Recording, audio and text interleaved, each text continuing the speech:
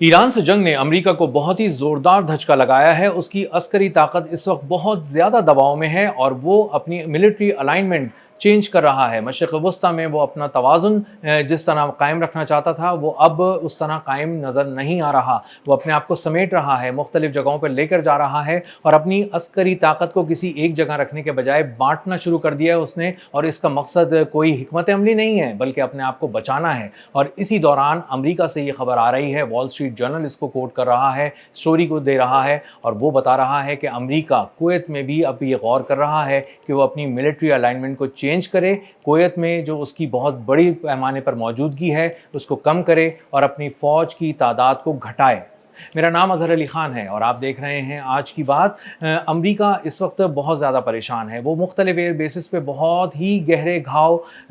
का सामना कर रहा है। ईरान उस पर ताक ताक कर निशाने लगा रहा है और ईरान एक तरतीब से उस पर कहर बरसा रहा है। ईरान को कोई जल्दी नहीं है। ईरान की हिकमत अमली बहुत मौसर भी है, बहुत सख्त भी है, बहुत तेज़ भी है और वो अब अपना असर भी दिखा रही है। जिस एयर बेस को ईरान चुन लेता है वहाँ पर गज़ब ढा देता है और वहाँ पर किसी एक हिस्से को मुकम्मल तौर पर तबाह करता है। कभी वो जहाज़ों के हैंगर को निशाना बनाता है, कभी वो ड्रोन्स के हैंगर को निशाना बनाता है, कभी फौजियों की रिहाइश गाहों को निशाना बनाता है, कभी कमांड एंड कंट्रोल सेंटर्स उड़ा देता है, कभी फ्यूल के डिपोज उड़ा देता है, कभी रनवेज को उड़ा देता है और कभी एक ऐसी गहरी चोट पहुंचाता है जिससे वेयर हाउसेस तबाह हो जाते हैं। बड़े बड़े गोदाम जिनमें इंतहाई महंगा तरीन दिफाई सामान रखा होता है अमेरिका का और उसको पूरे खित्ते में इसको आने वाले दिनों में इस्तेमाल करना होता है और वो दरअसल उसका एतमाद भी है कि मेरे पास इतना कुछ रखा हुआ है, मुझे कहीं से कुछ मंगवाने की ज़रूरत नहीं है, मेरी जेब में ये सारा सामान मौजूद है। अगर किसी ने मुझसे आंख मिलाने की और कोशिश की, सींग लड़ाने की कोशिश की तो मैं उसके मुल्क में, उसकी एयर बेसिस पे, उसके साहिली शहरों पे, उसके समंदर में, उसकी ज़मीन पर,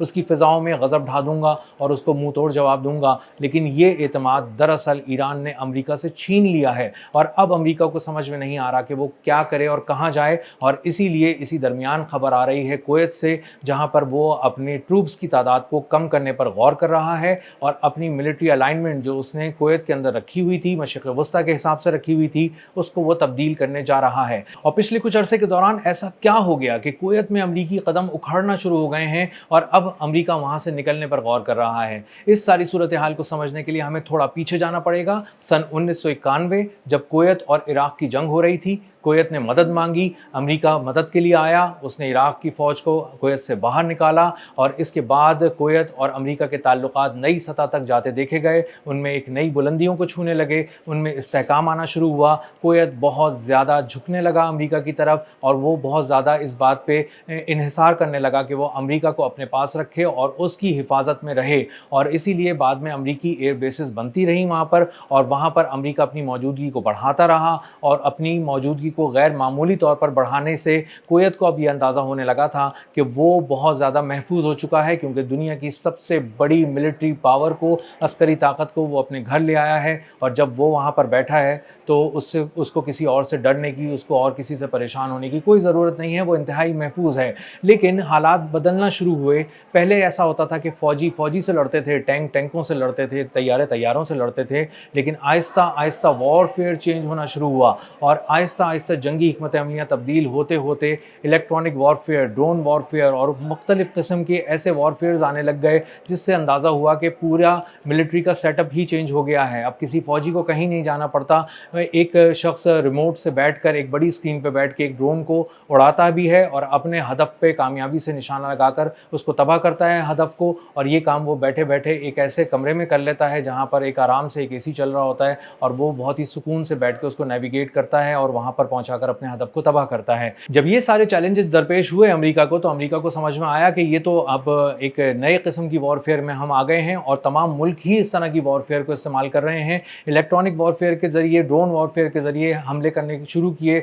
ईरान ने एक के बाद एक सरप्राइज़ देना शुरू किया। सबसे बड़ा सरप्राइज़ ये था ईरान का कि वो अमेरिका जैसी सुपर पावर के सामने आके खड़ा हो गया और अमेरिका समझ रहा था कि वो शायद बगैर तैयारी के आ गया है, लेकिन उसकी तैयारी गैर मामूली थी और उसने हैरान कर दिया دیا. امریکہ جو سمجھتا تھا کہ کچھ گھنٹوں کے اندر, کچھ دنوں میں اور کچھ ہفتوں میں ایران کو فتح کرے گا اور اس کو اپنے گھٹنوں پہ گرائے گا, ایسا نہیں ہو سکا. اور جس ایئر بیس سے مشرق وسطیٰ کی حملے لانچ کیے گئے امریکہ کی جانب سے ایران پر, ایران نے دگنی شدت سے وہاں پر قیامت ڈھا دی, وہاں پر حملے کر دیے اور ایک ایک کر کے جب نشانہ لگا کر تباہ کرنا شروع کیا تو اس کی ایکوریسی کو, اس کی پریسیجن کو دیکھ کر امریکی فوج حیران رہ گئی کہ کس طرح یہ صرف ایک ہی مقام کو نشانہ بناتے ہیں, باقی مقامات کو چھوڑ دیتے ہیں. یعنی یہ پک اینڈ چوز کر رہے ہیں, اپنی مرضی کی جگہوں کا انتخاب کرتے ہیں اور اس کے بعد انہیں تباہ کر دیتے ہیں اور اس کے بعد کسی اور ایئر بیس کی طرف جاتے ہیں, پھر وہاں سے وار کرتے ہیں اور اس کے بعد دوبارہ اس ایئر بیس پہ آتے ہیں اور کسی نئے کوآرڈینیٹس پہ حملہ کر کے تباہ کرتے ہیں. تب انہیں پتہ چلا کہ ٹیکنالوجی کے میدان میں ایران بہت آگے کھڑا ہے اور اس نے ہمیں حیران کر دیا ہے. اور اسی لیے کویت بھی آہستہ آہستہ اس کی زمین گرم ہونے لگی, اس کی بہت ساری امریکی ایئر بیسز پہ ایران حملے کرنے لگا. اور جب کویت نے یہ دیکھا کہ امریکہ کے قدم یہاں سے اکھڑ رہے ہیں تو کویت کو بھی یہ سمجھ میں آنے لگا کہ وہ یہاں پر اس کے لوگ بھی اب غیر محفوظ ہونا شروع ہو گئے ہیں, کیونکہ آج اگر کویت پہ امریکی ایئر بیس پہ حملہ ہوتا ہے تو شاید بعد میں کہیں اور بھی ہو سکتا ہے, جو کہ غیر فوجی اہداف بھی ہو سکتے ہیں. اسی لیے امریکہ کو بھی اندازہ ہوا کہ کویت میں اب وہ غیر محفوظ ہو چکا ہے, خاص طور پہ اردن میں بھی بہت غیر محفوظ ہو چکا ہے, بحرین میں بھی بہت غیر محفوظ اپنے آپ کو تصور کرتا ہے امریکہ. اور اسی لیے آنے والے دنوں کے اندر ایک ایک کر کے کچھ ملکوں سے خبریں آئیں گی کہ وہ اپنی ملٹری الائنمنٹ کو چینج کرنے کے نام پہ اپنے ٹروپس کی ترتیب کو چینج کر رہا ہے, فوجیوں کی تعداد کو گھٹا رہا ہے, تقسیم کر رہا ہے, کہیں اور لے کر جا رہا ہے. کیونکہ اس کا سب سے پہلا ثبوت ہم نے طیاروں کی صورت میں دیکھا, جن کو کچھ طیاروں کو یورپ لے جایا گیا, کچھ کو اسرائیل بھیج دیا گیا, اور مشرق وسطیٰ کی ایئر بیسز سے اپنے انتہائی جدید ترین طیارے جنہیں کوئی دنیا میں چھو نہیں سکتا تھا, ایران نے تاک تاک کر نشانہ لگا کر تباہ کر دیے. اور اس کے بعد اندازہ یہ ہوا کہ وہ پورے ایئر ڈیفنس سسٹم کو نگل گئے اور اس کے جو بیلسٹک میزائلز تھے انہوں نے ایک ایک کر کے پورے ڈرون کی جو ایک پورا ان کے پاس گودام تھے, پورے